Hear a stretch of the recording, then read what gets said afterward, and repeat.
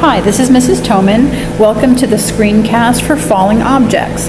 What I'd like you to do is listen to the screencast, have your notebook out, take notes as you would during any normal lecture during class. We'll do some sample questions and sample problems I'd like you to write down, and then you can bring your questions into class the next day. Okay? So here we go. We're talking about falling objects. Okay. Now, objects that are falling are also moving in one dimension, just as when we had cars driving or balls rolling on the floor, they were also moving in one dimension. Okay. Falling objects, though, have an additional piece of information that we need to understand, and that's that they are in free fall. Okay, so free fall talks about the fact that objects that are dropped near the surface of the earth will fall with the same acceleration in the absence of air resistance. Now that might be a little opposite to what you currently think. Many people think that heavier objects fall faster than lighter objects. As a matter of fact, that's what Aristotle thought, and many people believed that for a very long time. However, we now know that's not true, that objects, regardless of their mass, will fall with the same acceleration. Now, we have to say in the absence of air resistance, because sometimes in our experience you've seen that that's not the case. For example, if I drop a crumpled up piece of paper and a flat piece of paper at the same time, the flat piece of paper will kind of waft down to the floor slowly, whereas the crumpled piece of paper will drop more quickly. So the reason that happens is that there is air resistance, and the flat piece of paper with its very, very large surface area experiences the effects of that air resistance much more greatly than does the crumpled piece of paper. So in the absence of air resistance, all objects, regardless of their mass, will fall at the same acceleration. Okay? And what's nice is that we actually know what that acceleration is. The value for the acceleration due to free fall or due to gravity is negative 9.81 meters per second squared. Okay. In this chapter, you'll notice that they use an A in all of their formulas, so we'll plug in negative 9.81 meters per second squared whenever we see that. In later chapters, they might use a G instead to indicate the acceleration of gravity, and if that's the case, it would be a positive 9.81, but we'll get to that in later. Okay. Now, we've just said that free fall acceleration is negative 9.81 meters per second squared, which means it's in the downward direction.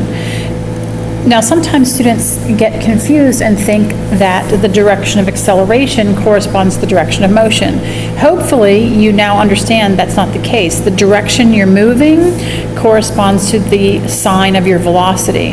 When an object is in the air, not under its own power, no matter what direction it's moving, it is experiencing an acceleration of negative 9.81 meters per second squared. Okay?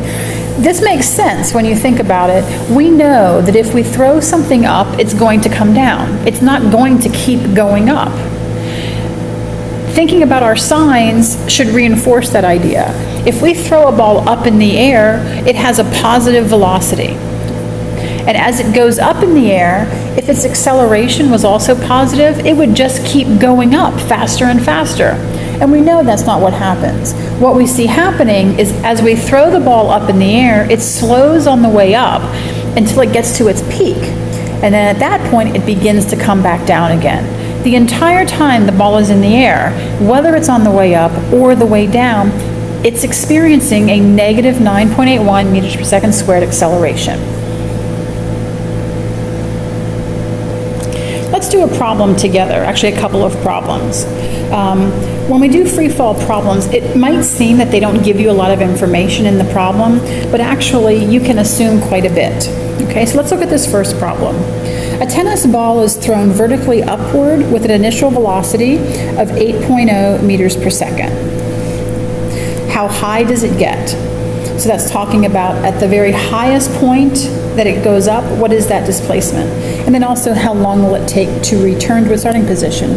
So let's write down what we know. We know that our initial velocity is a positive 8.0 meters per second. Okay. We also know that our acceleration is negative 9.81 meters per second squared. Okay. And we actually know one more piece of information. As the ball is thrown upward, it will continue to slow on the way up until it gets to its high point. At the very highest point of its trajectory, its velocity at that point is 0 meters per second. So if we're talking about, I'm going to draw a little picture here, if we're talking about a ball that's thrown upward, right, we have some initial velocity here. On the way up, it experiences an acceleration in the opposite direction it's moving, so it slows down until it reaches the very top, and that's where it has that 0 meters per second. Now, we're not saying it stops at that point and hangs there. We know that it comes back down. But at that instantaneous moment, the velocity at the very highest point is 0. What we're looking for, oops, I kind of ran out of space here. I'll put it over here for this time. What we're looking for is how high does it get, so that's our displacement, and we're also looking for how long is it going to take to return to its starting point. So let's take the first one. We can use the same equations that we've used in the past. We're looking for displacement. I don't know time yet, so I think what I would probably want to use is this equation. Vf squared equals Vi squared plus 2a delta x. Okay, our final velocity we said is 0. Our initial velocity is 8 meters per second, so that's going to be squared, plus 2 times negative 9.81, and then times our displacement. Okay, so let's just calculate that quickly.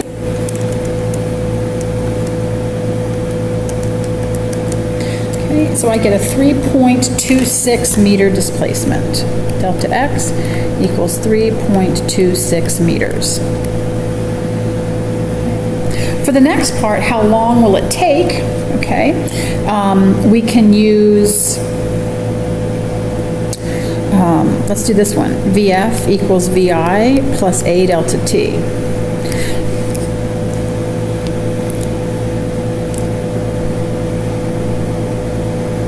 Let me scroll up a little bit here. Okay, now we have to remember, if we're saying a final velocity of 0, that's just the midway point, that's just on the way up. So the time that I'm going to solve for here is actually only the time that it takes to go up, okay? What they're asking me for is the time that it's going to take to go up and come back down. So whatever time I get, I'm going to need to multiply that by 2. So when I use this equation, I get a time of 0.82 seconds. That's just for the way up. So let me multiply that by 2 in order to get the total time that it takes to go up and come back down again. So I get a time of 1.63 seconds. Okay? All right, let's try another one. Okay. Here we have a different kind of a scenario. Rather than throwing something, now we're starting with the object at rest. When you're dealing with falling objects, anytime an object simply falls or is dropped, and they use those types of words, we can assume an initial velocity of 0. We're not going to assume a final velocity of 0 when it hits the ground, because it's not coming to a stop. It's stopped because the ground is there. It does have a final velocity. All right, so let's see what we have here. The flower pot falls from a windowsill. Okay, so that flower pot is moving downward, so I'm going to make that displacement negative. Okay, I already know my acceleration is negative 9.81 meters per second squared, and I also am going to assume an initial velocity of 0 because they say it simply falls. It's not thrown or pushed. What I want to find is how long it takes a passerby to get out of the way before the flower pot hits. So I want to know the time, and I also want to know the final velocity the flower pot hits the ground with. Okay, so I'm going to use similar equations that I used in the last example to find my final velocity. I'm going to use this equation. So my final velocity, I don't know. That's what I'm looking for. My initial velocity is 0. I have a negative 9.81 here, and I have a negative 25. Okay, so calculating that,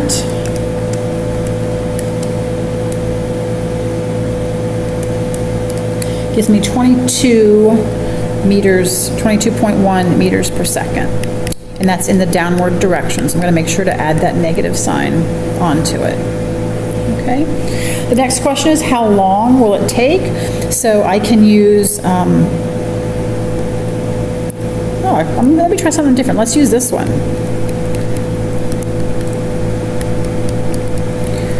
Let's use this equation. We know that initial velocity is 0, so that's gone.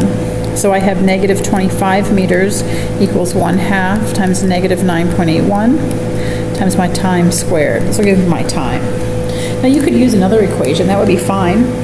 I just thought we'd change it around a little bit.